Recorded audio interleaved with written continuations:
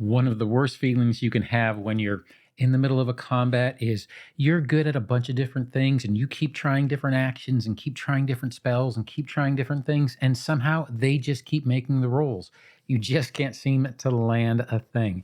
Now, it might be that their DCs are too high. It might be that you're just not rolling well enough. But there is some things you can do in order to try to level the playing field a little bit, and that would be demoralize.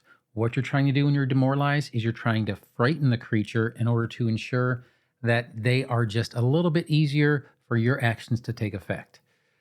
Now, let's go ahead and talk about that. My name is Don. I'm trying to be the Sly Strategist, and let's go ahead and get into it.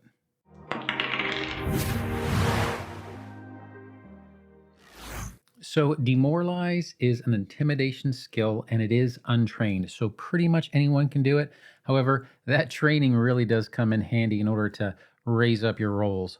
But let's go ahead and just read through the demoralize action and then we can talk about it a little bit. So, demoralize is a single action. It does have the auditory, concentrate, emotion, fear, and mental trait. That mental trait is a little bit tricky. Make sure that the creature that you're trying to do can be affected by mental things, things like the undead and stuff like that. Just it isn't going to be effective against them. But with a sudden shout, a well-timed taunt, or a cutting put down, you can shake an enemy's resolve. You choose a creature within 30 feet of you who you're aware of. Attempt an intimidation check against that target's will DC. Now, if the target doesn't understand the language you are speaking, or you're not speaking the language, you take a -4 circumstance penalty to that check. There are things that you can do in order to modify that, but we'll get into that after we're finished reading. Regardless of your result, the target is temporarily immune to your attempts to demoralize it for 10 minutes. Now, just reading that sentence really carefully, the target is temporarily immune to your attempts to demoralize it for 10 minutes. So you can't continue to demoralize it. However, maybe someone else can.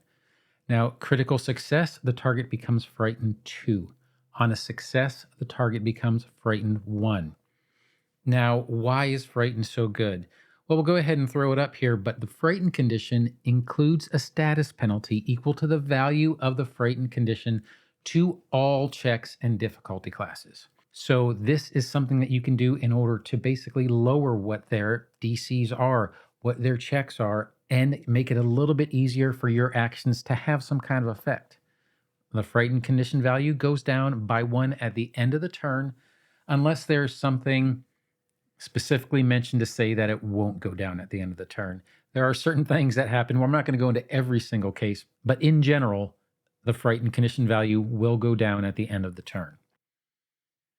Now, there are some things about demoralize that can be modified by certain feats, like I said before. Now, I won't go through them all, but there are things like intimidating glare, and I'll throw that up here, that removes the verbal trait and substitutes the visual trait and also removes the language requirement in total, so you don't have to worry about that if the creature doesn't happen to know your language. Then there are things that actually can modify demoralize a little bit, and a good one here is terrified retreat. So if you critically succeed at your demoralizing action on a target that is a lower level than you, once again, they have to be a lower level than you, then it has to flee for 1 round.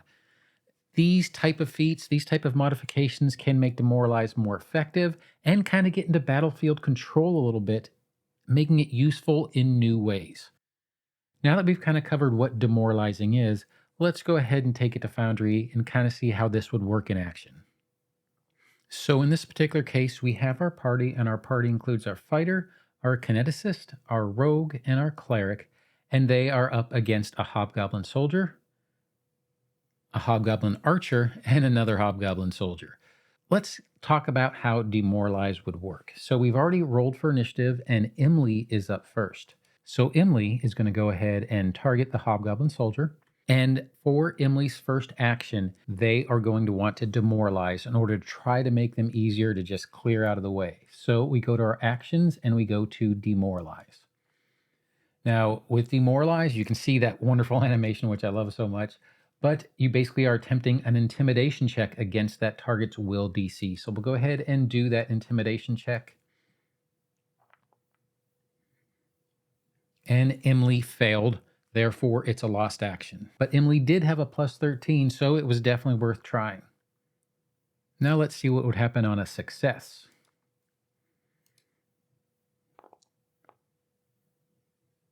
So Emily succeeded at demoralizing the Hobgoblin Soldier. What we could do now is we could just drag that frightened condition onto the Hobgoblin Soldier.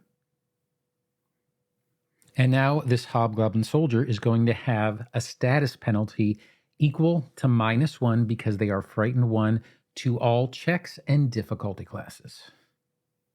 Now, one thing I'd like to mention just one more time is that if you have an undead creature, they are generally going to be immune to mental effects.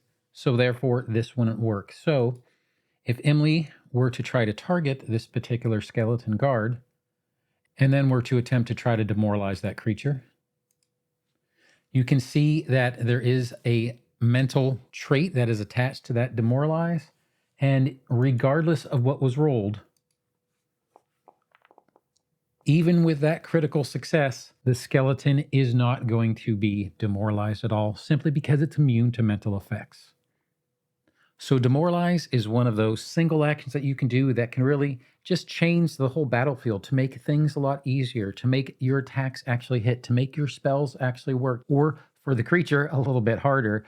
And it can really just change the composition of the battlefield. Now, I do hope you enjoyed this little playthrough of Demoralize. It really is super useful, and I hope it gets used a lot more in combat. But if you did happen to like this video, feel free to like, subscribe, or hit that notification bell. But whatever you do, I hope you have a great day and happy adventuring. Thanks.